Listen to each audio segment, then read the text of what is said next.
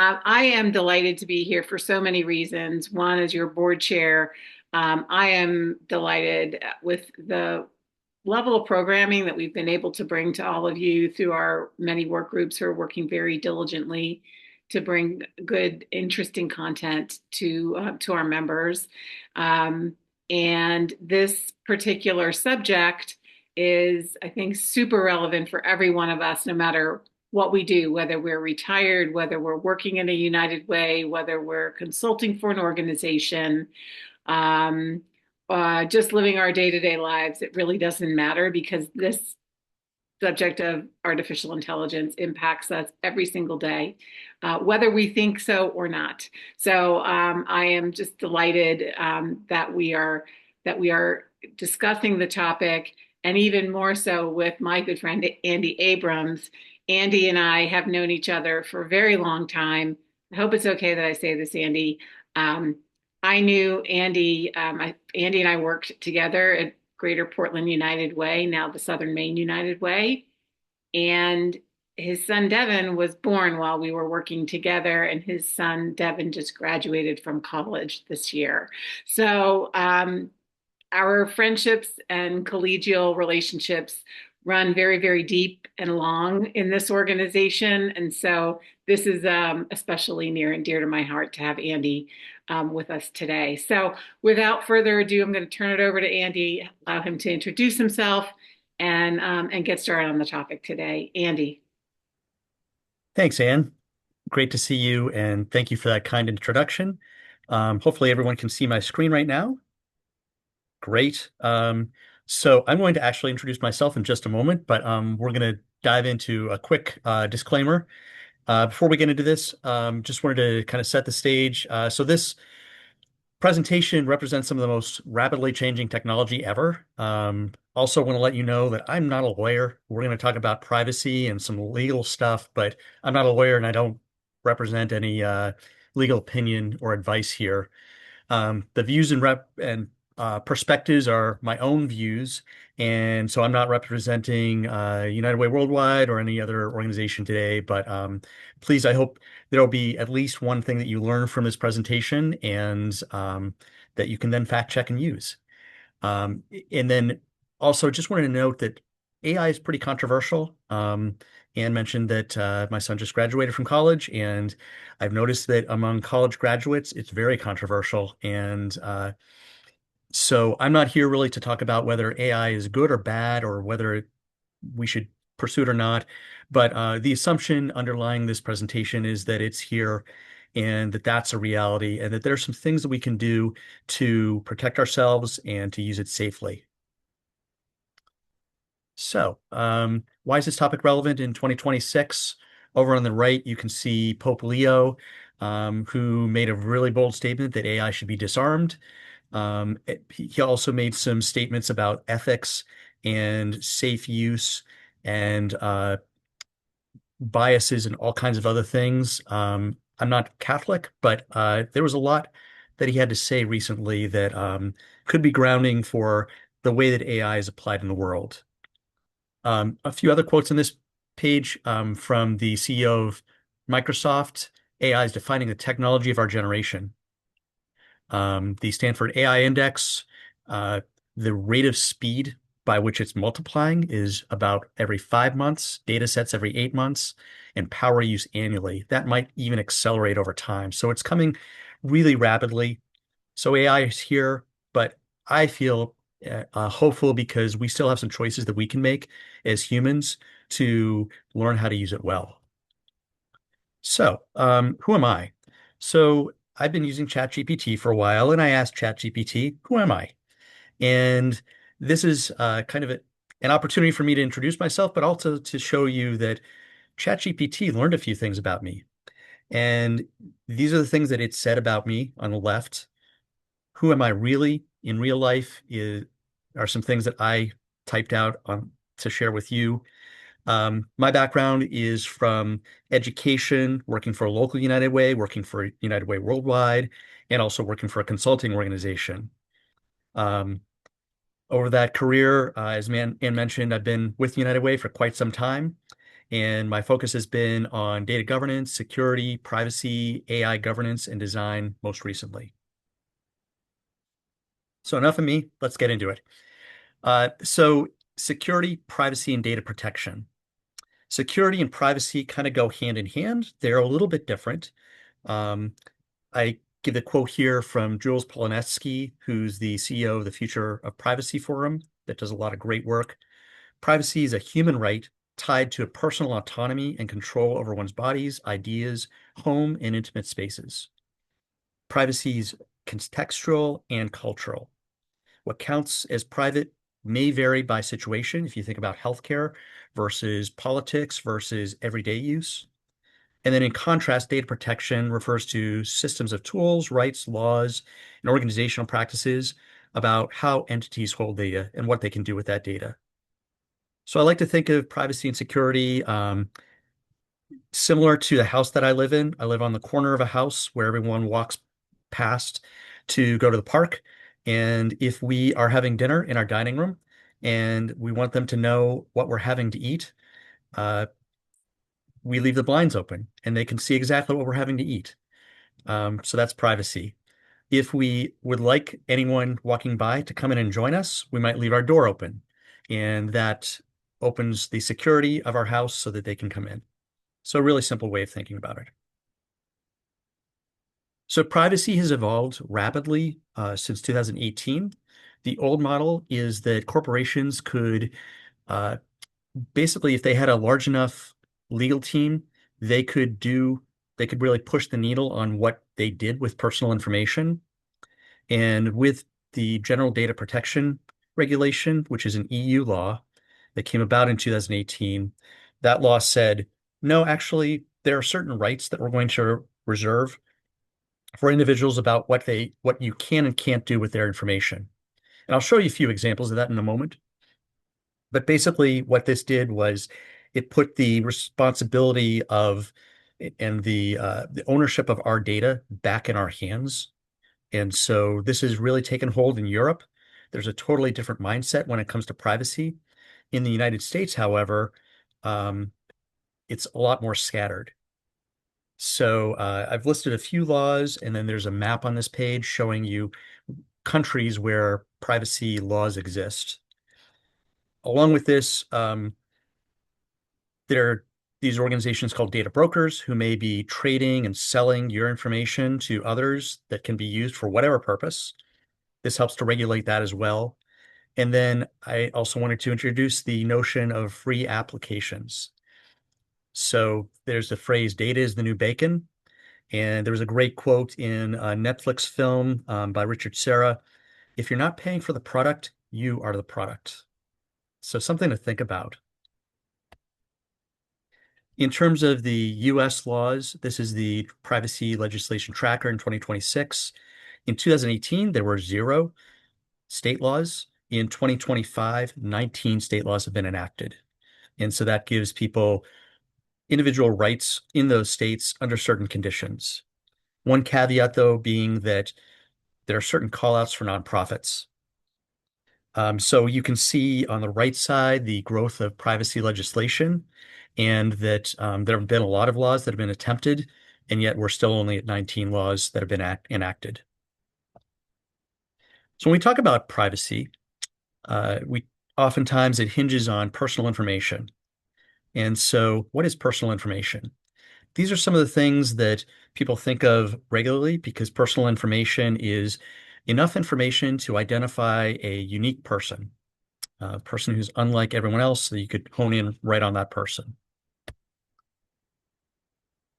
This is a really interesting story. So Latanya Sweeney is a professor at MIT, and in 1997, she did some research on what was supposed to be anonymous data, anonymous healthcare data. And as she was calling through this data, she attempted to re-identify the people in that data set. She was able to identify one specific person using their gender, zip code, and birth date. That's it. No name, no other information. That person happened to be governor of the state of Massachusetts at the time, William Weld. And so if you think about it, it's kind of interesting because most of us, if we were to Google ourselves, might be able to determine gender, maybe, maybe not. Uh, Oftentimes, zip code is pretty easy to find, and birth date may be easy to find as well, or at least relative age. On the left side, you can see these were a couple of really quick web searches that I did. I was able to figure out his birth date, no problem. I could figure out his gender, and I could figure out where he lives, so I could have an idea of his zip code. So the information is not hard to find. I also gave the example that if a donor from company X gave a $100,000 gift and only gave two pieces of information, there's often a pretty good likelihood that that's the CEO of the organization. So if we know the organization, we know the gift amount, even though there's no name associated with it, we can narrow that list down very, very quickly. And so these are principles that we practice in privacy work to try to make it so that that information isn't exposed, or at least it's segregated. So in practice, in the US, I mentioned there's no federal privacy law. There have been a few attempts, and I've been part of a large working group to try to make sure that nonprofits are thought of carefully within that law and legislation. There are a lot of state-specific privacy laws, and there's no preemption by any comprehensive federal law yet. There are also some other laws that interact, such as HIPAA, which is the Healthcare Act, FERPA for education, the Children's Online Privacy Act.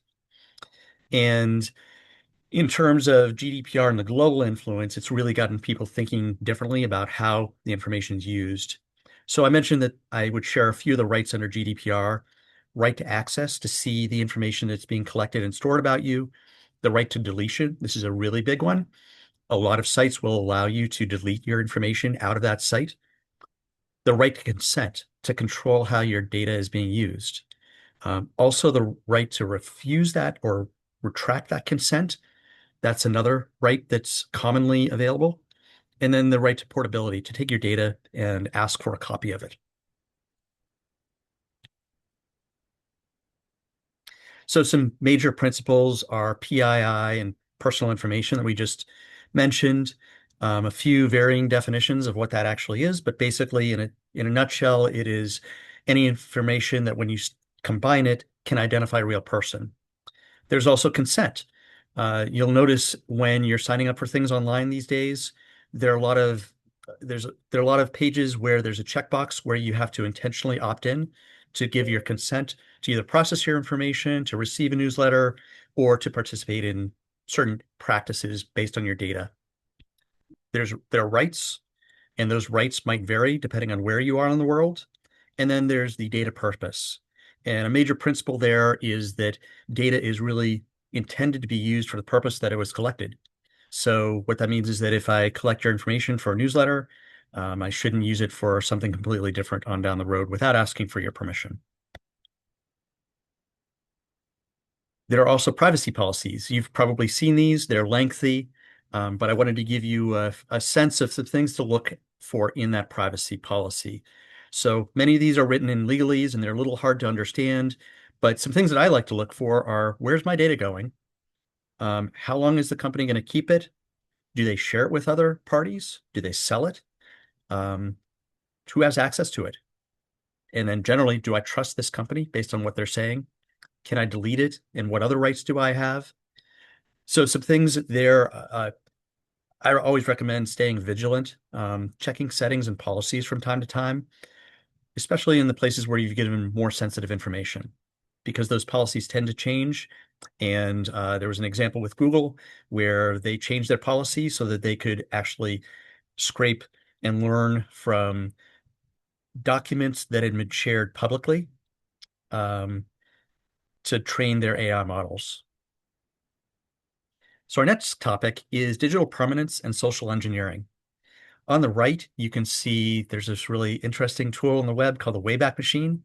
And you can go to the Wayback Machine and you can type in a URL and you can find a copy of the website that's oftentimes are pretty functional, going back to 1997.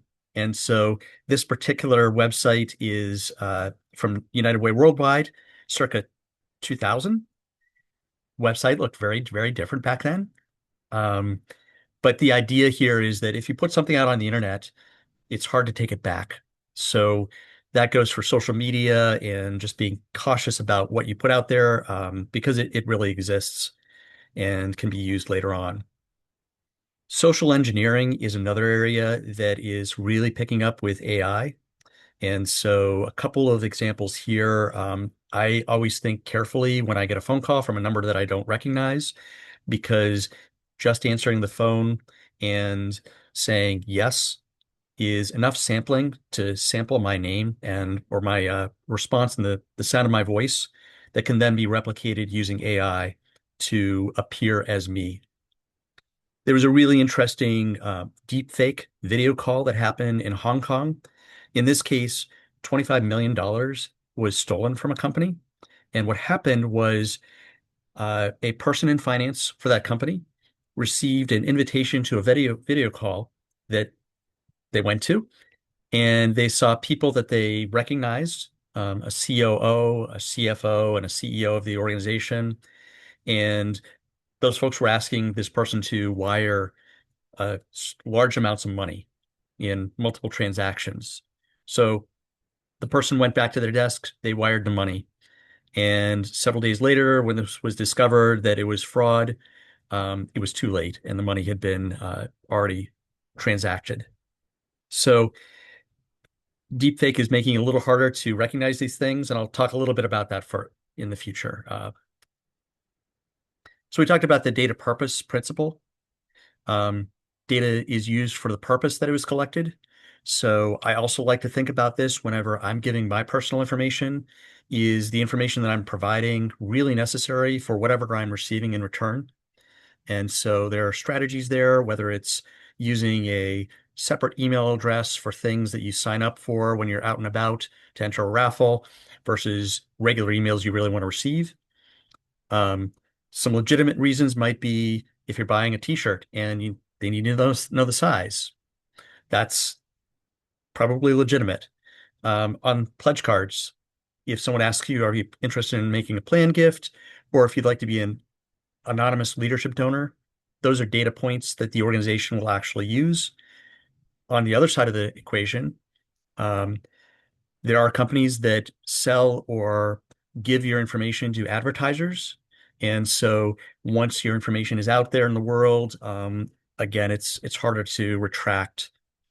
There was a big case a few years ago with Cambridge Analytica where they designed Facebook quizzes and they used it to build voter profiles and target voters on Facebook for certain political parties. So that has really been frowned on since it was discovered. But again, it was one organization that pushed the envelope a bit and tried to do something different. Uh, Another way that the data use principle has been violated is targeted ads. When stores can know what you're buying, they may start to draw conclusions. So, for instance, if you're buying baby products, it may indicate that you're becoming pregnant or you're thinking about becoming pregnant or that you have a friend who just became pregnant. And so you may be marketed to, they may draw false conclusions about your status and your interests. Okay, so moving on to some ways to protect your identity. We mentioned limiting your information you're sharing, trusting carefully, and understanding the purpose of why your information is being shared. Next, we're going to move on to Gen AI, to AI rather. So there are many different varieties of AI, but a few that we're going to focus on here are Gen AI, AI used in applications, and then agentic AI or AI agents. And agentic AI and AI agents are just more mature versions of generational AI that, which is examples of those are Copilot, ChatGPT, Claude, etc. AI agents and agentic AI can do multiple functions based on inputs and behaviors. But for the most part, we're going to be focusing on Gen AI for today. So how does Gen AI work? So at the highest level, it compiles information by completing a sentence. So a dog chased after the, and we can all fill in that blank. Some of us might have the same answer, and some of us might have different answers. So Gen AI is really, really good at predicting what that next word is going to be. And it does it by examining thousands and millions of different examples of the patterns of language. So at a very rough level, that's what it is. It uses large language models to be trained. So these might be web pages, books, code, any information in the past. Once it has trained its model, then the information is really difficult to remove. Hallucinations are another concept here, which are confident but false outputs. Um, if fed back into the user training data, then errors can just compound over time, creating what's called synthetic data, and it just gets further and further from the truth. So that's one of the cautions, the big cautions about using AI is we as individuals have to understand when hallucinations are happening or when inaccuracies are happening. Um, I did an experiment a few months ago where I asked uh, Gen AI to tell me about my grandfather's clothing store that closed in 1969. And it went as far as giving me a website that I could go to get more information. Obviously, a hallucination. And so, that's an easy one to spot. Others are not quite as easy. So it still requires a human to be awake at the wheel. So understanding AI, I've got 3 slides that I'm going to run through that are some kind of high level principles. So the first one that I like to point out is deterministic versus probabilistic. So deterministic means that every time you ask the question, you're going to get the same answer. 2 plus 2 will always equal 4. Probabilistic, on the other hand, is what a lot of Gen AI platforms will produce because of what we discussed earlier, which is the pattern sequencing that it's trying to create. So what I like to make people aware of is that every time you ask it a question, you may get a slightly different answer. And the answer might vary based on the specific choice of words you used the second time to ask the same question, if it's different than the first time, or it might be identical and you might just get a different answer. So understanding what answers are valid and accurate is still a skill that requires humans, at least for right now. In terms of content and compiling responses, um, in the very early stages of AI, which isn't that long ago, although AI has been around for many, many years, since the 80s and even earlier than that in concept.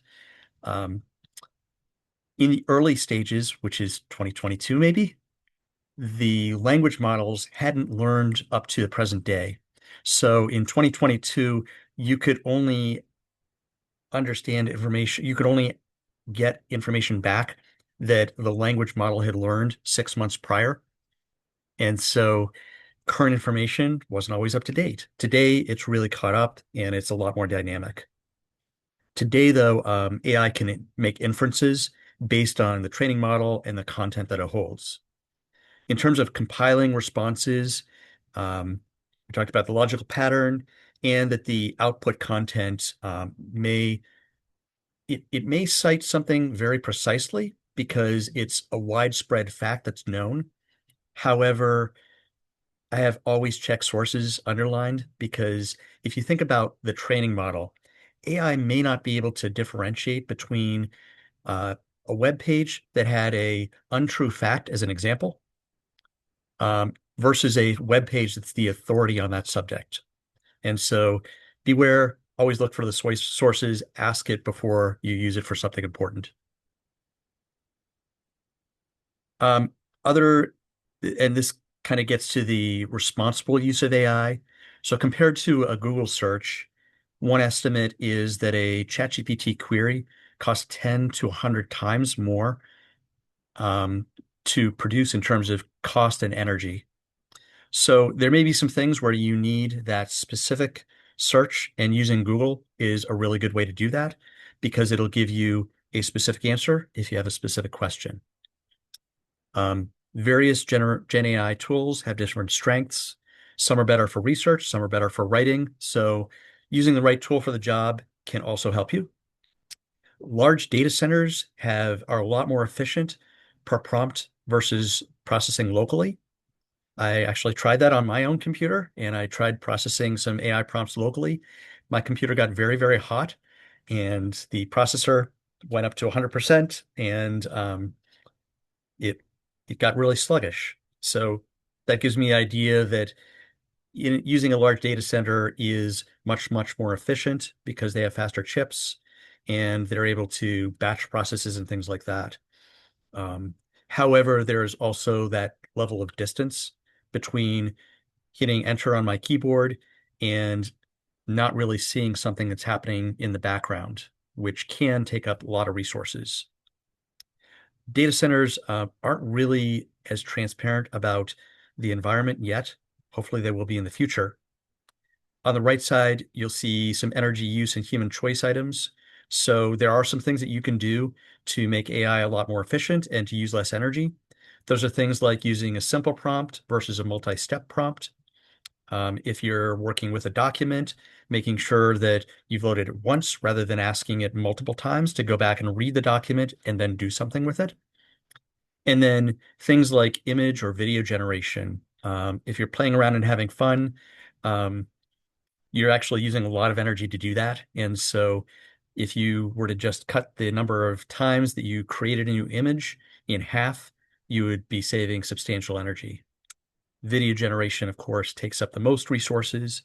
And so just being respectful and understanding what the impact is to the environment in terms of energy use, water use to cool those chips, and then the infrastructure that goes along with it, as well as electricity. So AI uses massive amounts of power, and so again, try to avoid reprocessing the same information if you can. A lot of times you can go back and see your chats from the past. Next, we'll move on to data lineage, understanding where your data goes.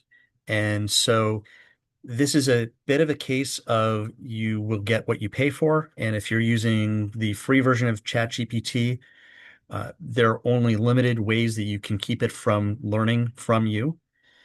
As you go on down the line and you pay more money, it will actually segregate the learning model. Um, a couple of aspects to this, I recommend if you choose one method to use, to continually go back and look at the data privacy settings. I was actually surprised when I looked at ChatGPT recently that the defaults were set to share marketing information, to share my information with marketers, and they're ever changing those other settings about whether my information can be used to train a larger model. Generally, I recommend turning that off because your information is going out there and you have to be even more careful about what you enter into your Gen AI platform. I mentioned inferences earlier, and so it may not be specific information about I have a medical condition and I don't want that information to be learned by a model, but it may be other bits and pieces of things that you've discussed over time that AI will learn about you.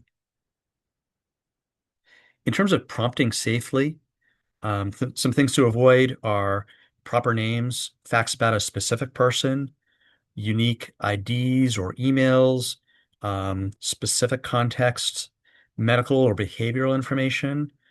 If you have a new medical condition, it's tempting to go ask a Gen AI platform about that. And so just be aware of how you're framing that. And then we talk about options to share with advertisers. When it comes to safe practices using generic descriptions, remember what it showed about me. So it's learning the same thing about you, who you are, what you're interested in, where you live, all kinds of things. So you can ask about scenarios, not people. Try to anonymize all details. So I like to step back and ask myself, when I'm writing a prompt, is the information that I've included, is it information that I really need to have in that prompt? Or can I remove it and make it a lot more generic? So looking out for hallucinations or inaccuracies, and not trusting what you get every time, and then using hypothetical examples. Also, knowing when not to use AI. So sometimes the pen or pencil or using Google as a search is going to get you the same result without using the resources and taking the risk of potentially getting something that is not factually correct. So here's a example risk scenario. So you research a promising donor or volunteer using ChatGPT without naming the person.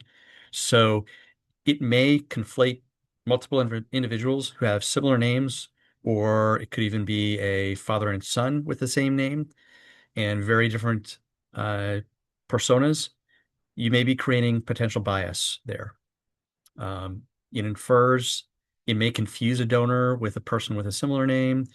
Um, it may also build unintended shadow profiles, and the data could be used for future training models. So you may actually be creating harm for that individual as they're identified in XYZ. AI is still learning. Uh, we talked about how it's not always accurate. This is a great example that's been kind of floating around the internet. The prompt was, I want to wash my car. The car wash is 100 meters away. Should I drive or walk? And this is a case where ChatGPT told the person that they should walk because it's a beautiful day, because it knows where they live, and it was able to query the weather report. Walking to your car wash without a car, maybe not the best idea, but AI hasn't evolved enough to understand that context, and so it makes this mistake. Turning the page to hope. Um, Ezra Klein is a New York Times writer, and he recently wrote an article why the AI job apocalypse probably won't happen. One of the things that gave me hope was his comment when I started my podcast 10 years ago. He was the only researcher, and now he has a team of maybe 25 people. Has AI made my job easier? Not really. AI has actually helped him because he spends more time going deeper into the research, and he still does the same amount of research. So when used well, it can be something that really makes our lives richer and deeper. Here are some responsible AI principles, and these are the types of things that organizations that I've worked with have examined. Things like making sure that they understand where data flows in their organization when they use AI, as well as privacy. Is it secured? Can people get into it? Does it discriminate? And so this is a big one that examines when we use information for an organization, is there a possibility that a decision will be made or a person will be influenced based on bad information or biased information that comes out of this? Human values and well-being. For instance, as United Way, there are certain things that we hold as values and we don't want to negatively impact the world with. Accountability and auditability. Can we understand what's on inside the platform? Which kind of also speaks to transparency and explainability. A lot of the AI systems are not very transparent, and people aren't able to explain what happens inside the black box. There are some companies that do a really good job of explaining it, though. If you look at Anthropic, they are one company that is beginning to produce documents that explain how things work and take some responsibility for it. And then the last one is human oversight and control. And so this speaks to always having a plan B, which is human intervention or human interaction when an AI function is used. Um, Most commonly, this is spoken about when we're talking about healthcare or loan decisions, things like that. Um, Being able to do it manually is really good in those cases. So next we'll move on to deep fakes, and I'm not going to spend a lot of time on this one, but deep fakes are one example is an image that you might see that was generated by AI. It's not that great yet. So a lot of times with the naked eye, you can determine whether something's a deep fake. And some of the ways you can tell that are anatomical errors. There are really bad deep fakes out there that have, 6 fingers on a hand or 3 arms on a person. And sometimes you can tell that the shading in one area is a little bit different than the other part of the image. Um, with text and context issues, sometimes the text doesn't quite make sense. And so it may flag that in your mind. And then things like if it's a video, small inconsistencies that textures, movements that don't seem quite right. Over time, this is going to get more and more better and better. And so it'll be harder to detect it. But these are a few things to watch for right now. In terms of risks, this is how organizations are starting to think about it. There's a MIT risk repository. Um, they've been collecting risks that are experienced in the world, and that helps organizations to understand what to mitigate for when they're designing systems. This is another example from the MIT Risk Register. And so you'll see here discrimination and toxicity, misinformation, bad actors and misuse, socioeconomic and environmental harms, and then AI safety, failures and limitations. So the technology is getting better and better, but there's still a lot that we as humans, in my opinion, need to be aware of so that we can push back when we need to, and we can also understand the way that this technology is really evolving. So I wanted to end this really with a glimmer of hope, the new reality. AI raises the stakes. It also gives us new tools. One of the things I do love about it is that it pushes my curiosity and it allows me to ask questions and think about how I'm asking those questions and what the truth is in the world. Privacy and security are they're human work, not just technical. We all have to understand that and steward our data and protect it. Given the rapid growth of AI, there are few experts. I'm not an expert. I'm learning like everyone else. There are many, many learners. And so I would just leave you with be mindful, be curious, be cautious, and continue to exemplify a growth mindset. And now I will turn it back to, uh, I think we're going to questions. Is that correct? Yeah, I'll take it, Andy. Wow, that that provided just an incredible amount of things to think about. I thought I was kind of prepared, but once again, I'm not. um, but I am definitely interested in hearing from our friends on the line here today. What are your questions for Andy? I mean, I'm not even sure I have any questions because I don't know what to ask. But anybody else, please? Oh, yeah. I'm sorry, Gil. Yeah, I just wanted to answer the question on the chat about the policy. In our case, it was built into the internet use policy of IT and all that. And basically, our policy states that we are only to use Copilot because Copilot is part of our Microsoft bundle and is the one that is secure with all the policies that apply to it. So I know that everybody's a fan of a different one.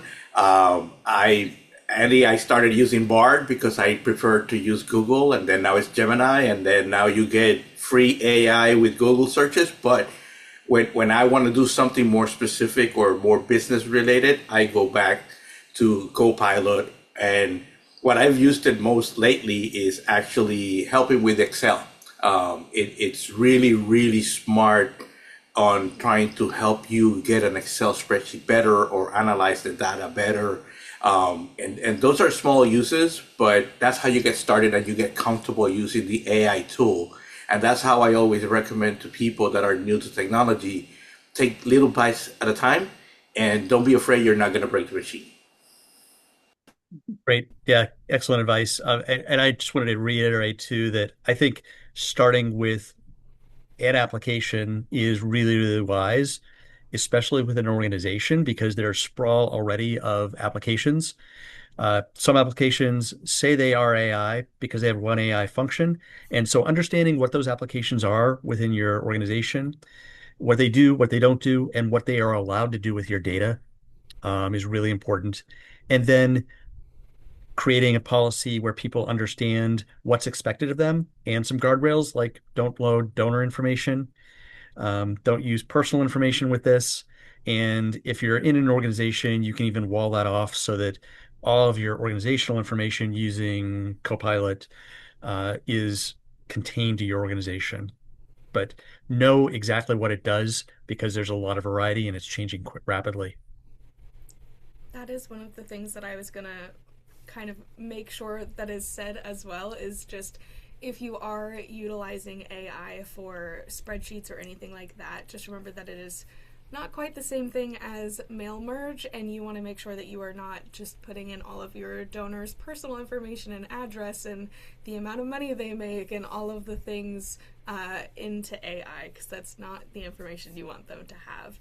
And I did see questions about sample staff and public facing policies. I will try to keep an eye out for those. If anyone has them, please do share them. Feel free to email them to me, and I will send them out to the larger group. And I can also ask in our LinkedIn group as well if anyone has those policies they'd be willing to show you. Dick Aft. Thank you very much. Andy, I think you've done a superb job, and I thank you very much. But I have a problem with it, and that's it's now 3 or 4 minutes since you presented, and everything has changed. That seems to be the reality of AI. Yep. 2 thoughts. One is I do a lot of document preparation, and I've been involved with Perplexity AI for some time. I use it with the request that it highlight typos, grammatical errors, and any factual disagreement, not to change what I've done, but to highlight suggestions. And that's been a very helpful format for me. The other thing is entertainment value. My wife had to write a report on a meeting she attended, and she asked me to proofread it, and I thought it was fine, but just between us, it was boring. So I asked Perplexity to rewrite it in the format of a humorous article in Fortune magazine. It took Perplexity 1 second to redo the article, and my wife and I, when reading it, laughed out loud. And she is now incorporating a lot of it and very appropriately giving credit in the form of a co-byline to Perplexity, since we felt that's the honest way to disclose that you've gotten some help from AI. So, Andy, have you or others on the call had experience with the entertainment value? Yeah, a bit. Well, I wanted to comment on one thing you just said, which is giving AI credit when it's not being created by humans. And so there are different perspectives on that, whether there's a threshold of if it's 60% AI generated and not my original work, acknowledging that. The other thing I was going to comment on is there's a platform called Notebook LLM, which will allow you to take a document like what you were describing and turn it into a podcast. So if you're trying to learn something and you have a long document, it can do that. However, there is a energy cost to that. And so, again, things to consider as you do it. And Andy, I love that you brought up the environmental cost, because I think that is something that was not being discussed. I've actually seen it the last 2 weeks. I've seen it more on the news. I think that it's a ethical and moral issue, because it's not only the morality of the platform itself that has none because it's a machine. And I think that's where the human intervention should be first in everything that we do AI related. And I think when the Pope said that it needs to be disarmed, it's to be given humanity. Yes. I'm trying to think that he's not against the future. I think he's against losing our humanity in the process, which is very aligned with him. Anyway, I don't want to digress, but based on the comment of the energy, I think that we get so caught up with technology and the benefits of it that we forget the cost on the environment. And unfortunately, water is a resource that is becoming an issue here in Florida. We're having a drought. The West Coast is actually having worse than the East Coast. But we need to find new ways of using water. And I think that one of the things that we've done very well with car washes is reclaiming water and reusing it. But unfortunately, data centers don't want to do that. They want fresh water, which again, it's contradiction. And those are the things that where human intervention needs to be at the forefront. And I think sometimes that United Way, as an organization, sometimes we need to remind people of those other issues. And I love that you brought it up because I think it's at the top of the list. Thanks. Yeah. I was also reading about concepts of data centers in the ocean because there's obviously lots of water available. However, if it raises the temperature in the ocean by a degree every year because there's a data center underneath, there are other impacts. So I think actually it aligns a lot really well with United Way and the work that United Ways do in terms of uh, individuals have choices to make in the world. And so maybe AI is a metaphor for the way that um, United Ways and communities can find their way. So yes, saltwater is horrible to electronics.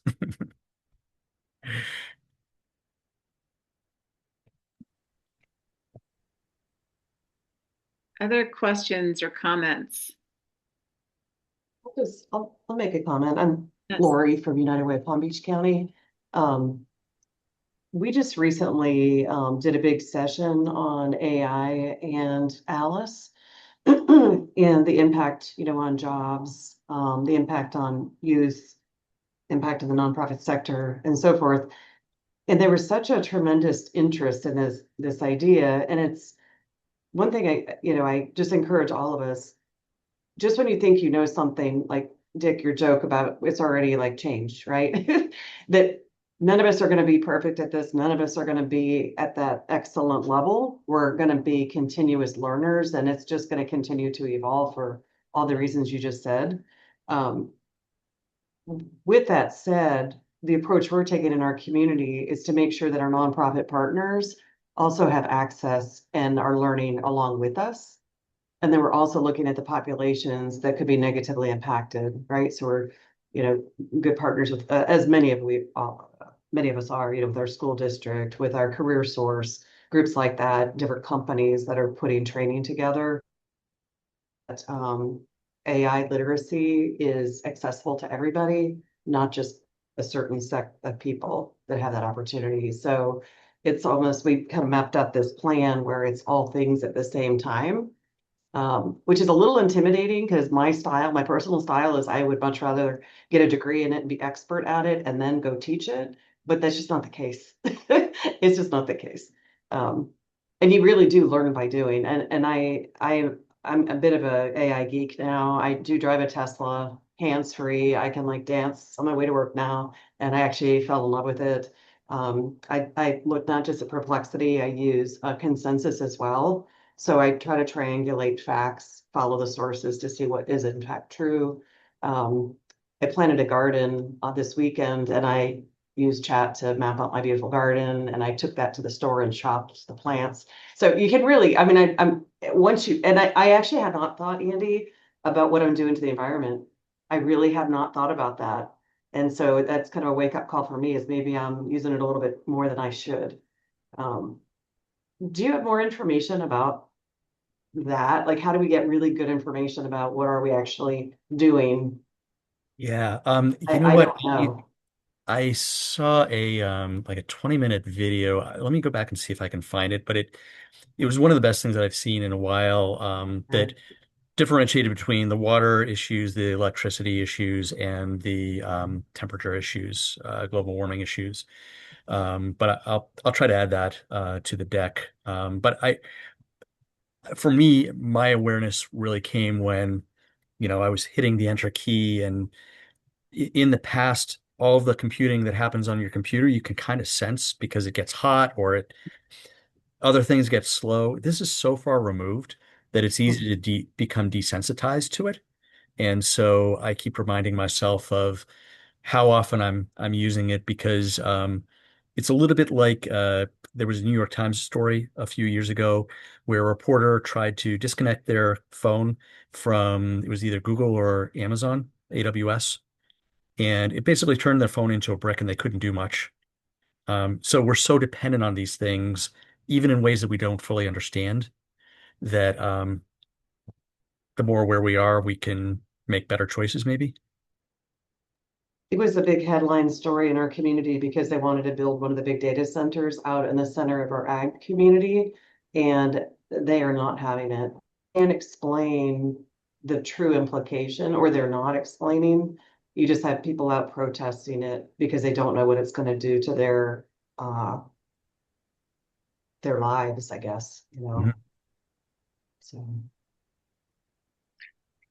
thank Lori, you. thank you for that for that comment and those comments, because certainly a huge takeaway for me is exactly that, about the environmental impact of what I'm doing. Because honestly, I never even would have thought about that. I guess eventually I would have gotten there, but this has really opened my eyes to what do I really need to do? Like what do I really need, and is it worth the impact? And I think it's hard to really understand that impact. What is the impact really? Because it is so far removed from where I'm sitting here in Fleetwood, Pennsylvania. Although we could have a data center across the highway in a year from now, but it is really it was that was a real wake up call. So thank you very much for that. Any other comments before we close? I know we're getting very close to the hour, and I think we could probably be on here for another 6 hours, but just want to check in with everybody before we close down for the day.